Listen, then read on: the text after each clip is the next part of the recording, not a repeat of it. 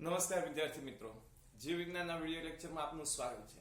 આજના વિડિયોમાં આપણે વસ્તીના જુદા જુદા લક્ષણોનો અભ્યાસ કરવાનો છે, જેની અંદર જન્મદર, મૃત્યુદર, લિંગ પ્રમાણ, વય આધારિત વિતરણ અને વાસ્તવિક વિસ્તર. તો મિત્રો, આપણે જોયું છે કે વ્યક્તિગત સજીવો છે એ ચોક્કસ લક્ષણો ધરાવતા હોય, જેમ કે જન્મ અને મૃત્યુ. જ્યારે વસ્તી છે એ એના ચોક્કસ લક્ષણો હોય, જેમ કે જન્મદર અને મૃત્યુદર.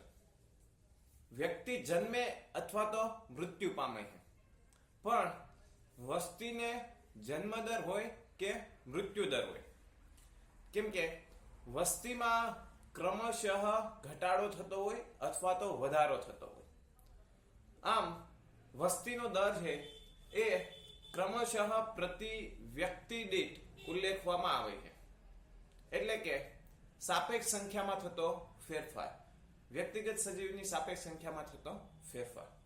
બરાબર. તો આપણે પહેલા જોઈએ જન્મદર અને મૃત્યુદર. તો મિત્રો, વ્યક્તિગત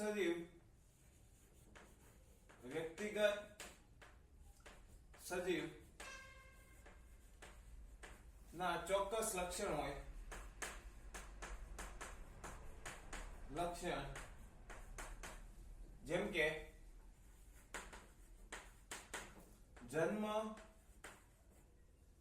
અને મૃત્યુ. આવી જ રીતે વસ્તી પણ ચોક્કસ લક્ષણ ધરાવે.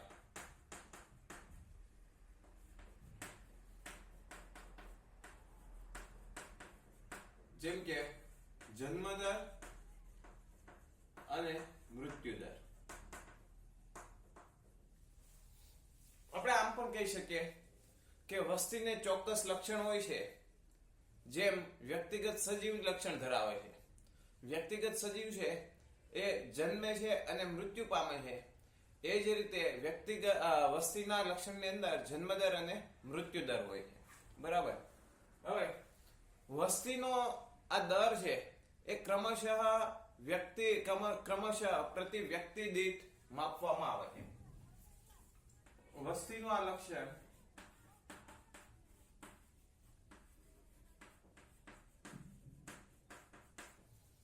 ક્રમશઃ પ્રતિ વ્યક્તિ દીઠ ઉલ્લેખાય છે, અથવા તો માથાદીઠ રીતે એને ઉલ્લેખવામાં આવે છે. અને આ જે વસ્તી છે એની અંદર વ્યક્તિગત સજીવની સાપેક્ષ સંખ્યામાં થતો ફેરફાર છે. આ જે લક્ષણ છે જન્મદર અને મૃત્યુદર અને મૃત્યુદર,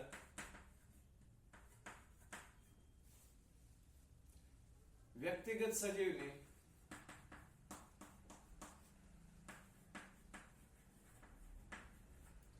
સાપેક્ષ સંખ્યામાં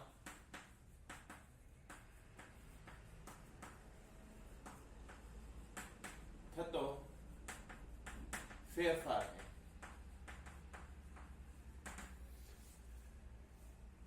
જેમ કે આપણે બે ઉદાહરણ સમજીએ, એક જન્મદર માટે અને મૃત્યુદર માટે. જન્મદર, ચાલો જન્મદર સમજીએ. એક તળાવમાં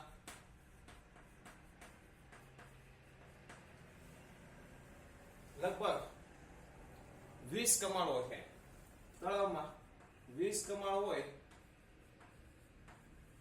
અને એક વર્ષમાં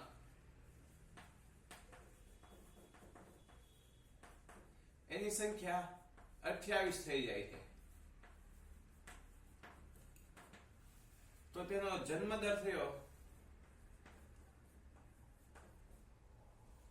અને જન્મદર છે વૈધા કેટલા 8, કેટલા કમાળમાં 20. તો આનો જવાબ કેટલો આવશે? 0.4 પ્રતિ 0.4 કમળ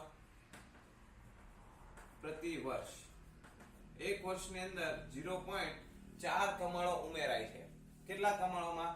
20 કમળોમાં. ખ્યાલ આવ્યો? તો આ રીતે જન્મદર નક્કી કરવામાં આવે, તેવી જ રીતે મૃત્યુદર.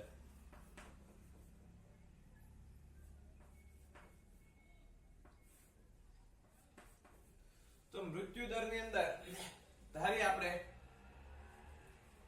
એક લેબોરેટરીમાં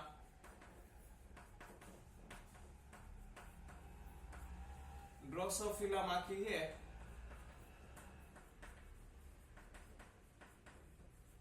ની સંખ્યા 40 છે અને એક અઠવાડિયામાં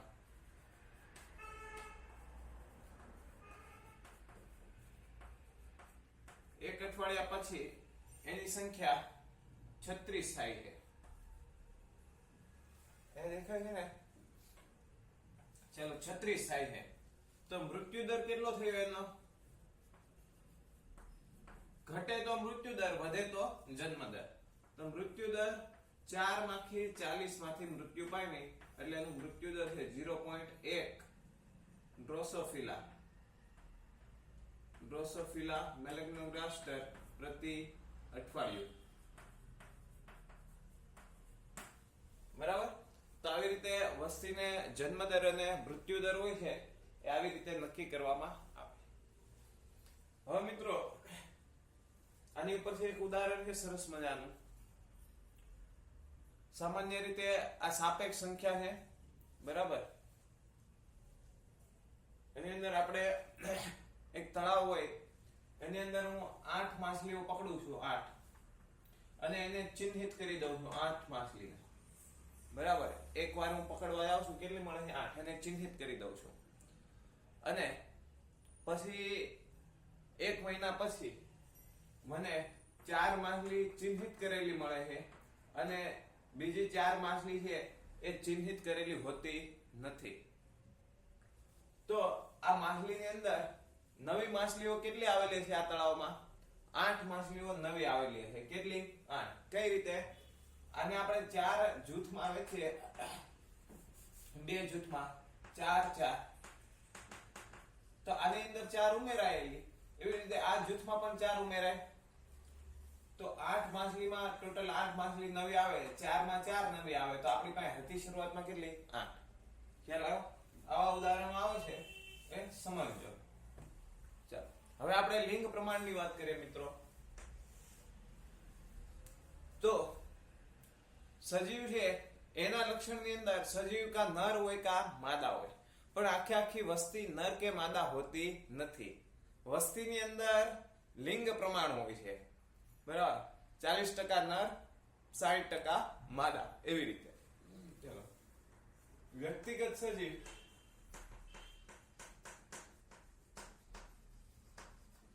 નર હોય કે માદા હોય, પરંતુ વસ્તી નર કે માદા હોતી નથી. વસ્તી નર કે માદા હોતી નથી, પરંતુ વસ્તી લિંગ પ્રમાણ ધરાવે.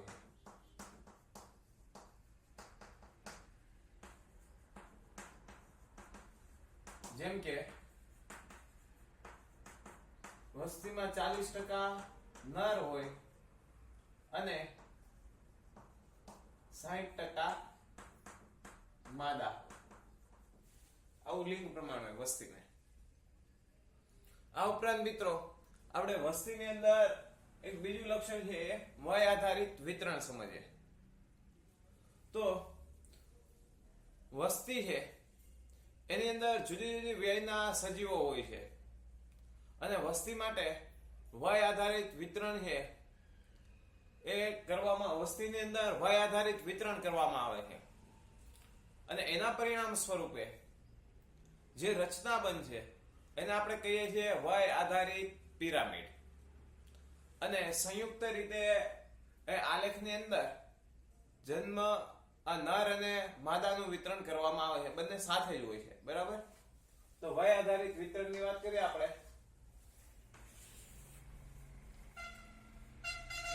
વસ્તીની અંદર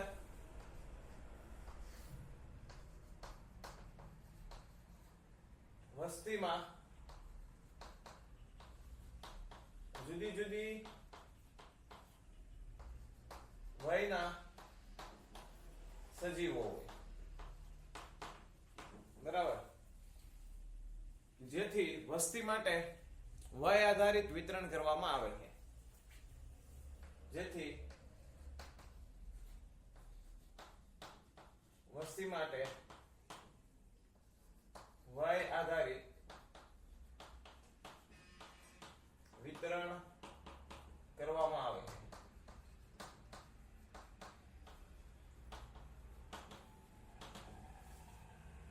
અને એના પરિણામ સ્વરૂપે જે રચના બનશે એને આપણે કહીએ છીએ વય આધારિત પિરામિડ. અને તેના પરિણામ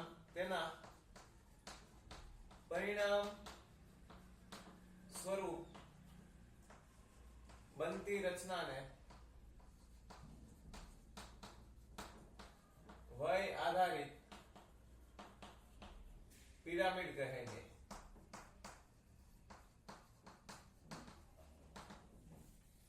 અને આની અંદર આખા આલેખની વય આધારિત પિરામિડ ની અંદર અને નર અને માદા બંનેનું વિતરણ કરવામાં આવે, સંયુક્ત વિતરણ કરવામાં આવે. આ આલેખમાં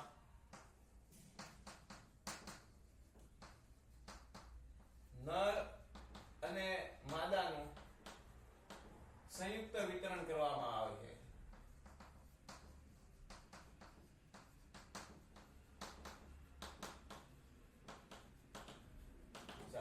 બધા સાથે જ હોય, બરાબર. તો એવો અહીંયા જુદા વય આધારિત પિરામિડ દોરું છું.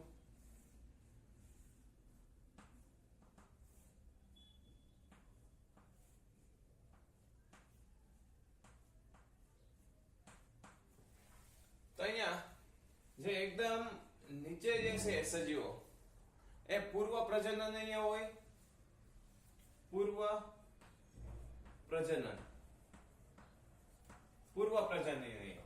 પછીના જે સજીવો છે એ પ્રજનન વયના છે, અને પછીના જે સજીવો છે એ પશ્વ પ્રજનનીય, બરાબર. આ રીતે સજીવોને ગોઠવવામાં આવે છે. તો આવો જે આલેખ બનશે એ દર્શાવે કે વસ્તીની જો પૂર્વ પ્રજનન વાળા વધારે છે એટલે વસ્તીની વૃદ્ધિ થાય છે, વસ્તીના કદમાં વૃદ્ધિ થાય છે. આવો આલેખ બને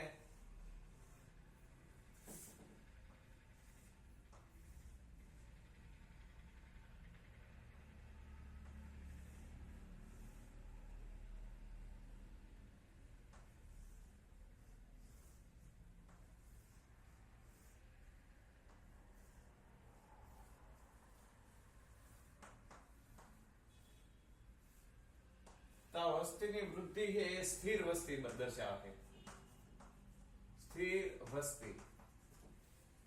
અને જો આલેખ આવો બને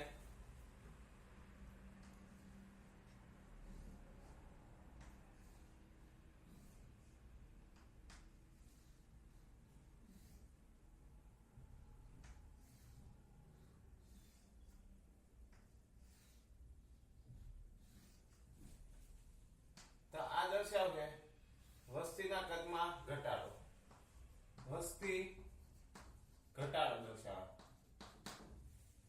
બરાબર. તો આ વય આધારિત પિરામિડ હોય છે જે આપણે ઘણી બાબત છે એ કઈ જાતું હોય છે કે વસ્તીની વૃદ્ધિ થાય છે, ઘટે છે, સ્થિર વસ્તી છે વગેરે.